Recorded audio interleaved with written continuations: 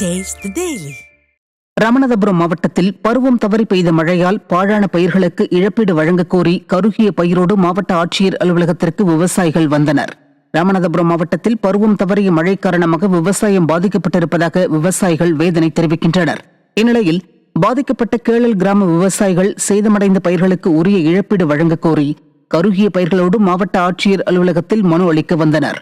அப்போது விடியா திமுக அரசின் ஏவல் துறை விவசாயிகளை நுழைவு வாயிலேயே தடுத்து நிறுத்தி பயிர்களோடு புகார் அளிக்க செல்ல அனுமதி மறுத்தது பரபரப்பை ஏற்படுத்தியது. மழை லேட்டா பெய்ததுனால கருது வெறும் சாவியாக பறிஞ்சு விட்டு கருது கூட வெள்ளையாயிடுச்சு. அந்த மழைக்கு இந்த கருதுக்கு சம்மந்தமெல்லாம் ஆகிப்போச்சு. ஒவ்வொரு ஏக்கருக்கு 35-40,000 ரூபா செலவு வந்துருச்சு. அந்த நஷ்டடியை கலெக்டர்கிட்ட நாங்கள் தெரியப்பட்டு வந்திருக்கோம். எங்களுக்கு உதவி பண்ணணும். ஈரோடு மாவட்டம் அந்தியூர் 1வது வார்டு பகுதியில் கொட்டப்படும் குப்பைகளுக்கு தீ வைக்கப்படுவதால் அப்பகுதி மக்கள் கடும் அவதியடைந்துள்ளனர். அந்தியூரின் 18 வார்டுகளில் இருந்து சேகரிக்கப்படும் குப்பைகளை பேரூராட்சி நிர்வாகம் 1வது வார்டு கருகி கொட்டி தீ வைத்து எரிக்கப்படுகிறது. இதனால் 1வது வார்டு பகுதியில் மிகுந்த புகை மூட்டம் உருவாவதால் அப்பகுதியில் வசிக்கும் பொதுமக்கள் சுவாசிக்க முடியாமல் கடும் அவதிக்குள்ளாகியுள்ளனர். திறனற்ற திமுக அரசு மக்கள் நலனில் அக்கறை இல்லாமல் செயல்படுவதாக பொதுமக்கள் குற்றம் சாட்டியுள்ளனர். கோவை மாநகராட்சியில் கோவை அரசு மருத்துவக் கல்லூரி மருத்துவமனை வளாகத்தில் இணைப்பு பாலம் அமைக்கும் பணிகளை அதிமுக சட்டமன்ற உறுப்பினர் அம்மன் கே அர்ஜுனன் தொடங்கி வைத்தார். கோவை அரசு மருத்துவக் கல்லூரி மருத்துவமனையில் நோயாளிகளின் சிரமத்தை கணக்கில் கொண்டும் மருத்துவர்களின் கோரிக்கையை நிறைவேற்றும் விதமாகவும் 100ஆண்டு தொகுதி கட்டிடம் மற்றும் சூப்பர் ஸ்பெஷாலிட்டி பிளாக் கட்டிடத்தை இணைக்கும் வகையில் சட்டமன்ற உறுப்பினர் மேம்பாட்டு நிதியிலிருந்து 1,67,00,000 ரூபாய் நிதி ஒதுக்கீட்டில் பாலம் அமைக்கும் பணிகள் தொடங்கி வைக்கப்பட்டுள்ளது. இந்த பணிகளை அதிமுக சட்டமன்ற உறுப்பினர் அம்மன் கே அர்ஜுனன் பூமி பூஜை செய்து தொடங்கி வைத்தார். இந்த நிகழ்ச்சியில் கழக நிர்வாகிகள் பலர் கலந்து கொண்டனர். கோவையில் மாநகராட்சி ஒப்பந்த பணியாளர்களின் நெருக்கடியால் பாதிக்கப்படுவதாக கூறி செவ்வாய்க்கிழமை நடத்தவிருந்த போராட்டத்தை ரத்து செய்வதாக சிறு குறு தொழில் நிறுவனங்கள் தெரிவித்துள்ளது அதிர்ச்சியை ஏற்படுத்தியுள்ளது.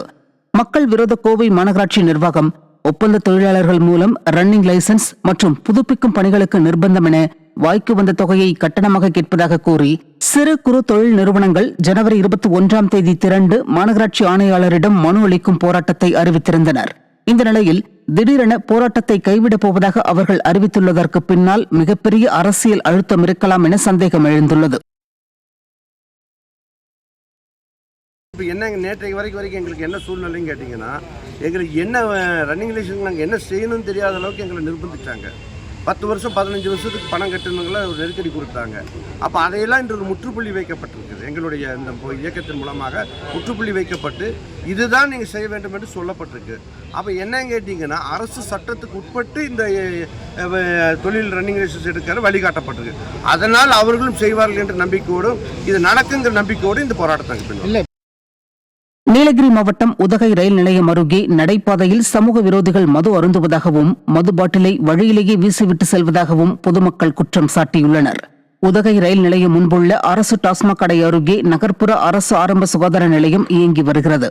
இந்த நிலையில் இப்பகுதியில் உள்ள நடைபாதையை போதை ஆசாமிகள் ஆக்கிரமித்து அட்டகாசத்தில் ஈடுபடுவதாக குற்றச்சாட்டு எழுந்துள்ளது. திறனற்ற திமுக அரசின் ஏவல் துறை முறையாக ரோந்து செல்லாததால் தங்களுக்கு பாதுகாப்பில்லாத அவல நிலை நிலவுவதாக பொதுமக்கள் குற்றம் சாட்டியுள்ளனர்.